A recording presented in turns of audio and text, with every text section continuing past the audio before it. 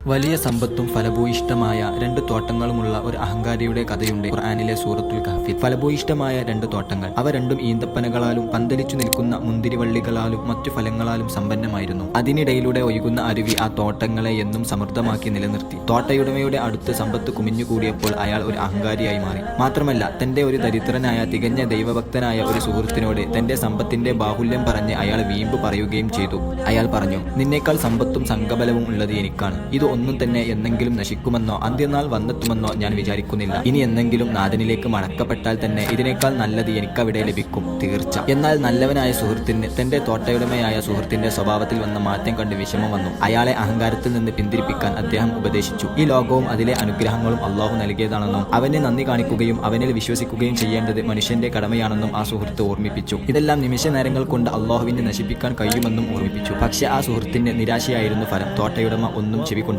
അങ്ങനെ ഇരുവരും തോട്ടത്തിൽ നിന്ന് പിരിഞ്ഞുപോയി. അപ്രതീക്ഷിതമായി അന്നൊരു വൻ ദുരന്തം രണ്ടു തോട്ടങ്ങളിലും സംഭവിച്ചു. ശക്തമായ പ്രകൃതിക്ഷോഭത്താൽ രണ്ടു തോട്ടങ്ങളെയും അള്ളാഹു പൂർണ്ണമായും നശിപ്പിച്ചു. അടുത്ത ദിവസം തന്റെ തോട്ടങ്ങളുടെ അവസ്ഥ കണ്ട് ആ ഉടമ ദുഃഖഭാരത്താൽ നിലവിളിച്ചു. അതിനുവേണ്ടി ചിലവഴിച്ച പണത്തെ കുറിച്ചോർത്ത് അയാൾ ഖേദിച്ചു. തന്റെ അഹങ്കാരമാണ് ഇതിന്റെ കാരണമെന്ന് അയാൾ മനസ്സിലാക്കി. സ്വയം തെറ്റിയേറ്റു പറഞ്ഞെങ്കിലും അപ്പോഴേക്കും എല്ലാം നഷ്ടപ്പെട്ടിരുന്നു. അള്ളാഹു നൽകിയ അനുഗ്രഹങ്ങളിൽ നാം ഒരിക്കലും അഹങ്കരിക്കരുത്. ഈ ലോകത്ത് എല്ലാം നശ്വരമാണ്, അനശ്വരമല്ല. അനശ്വരമായത് നാളെ പരലോകത്ത് നിന്ന് ലഭിക്കുന്നത് മാത്രമാണ്.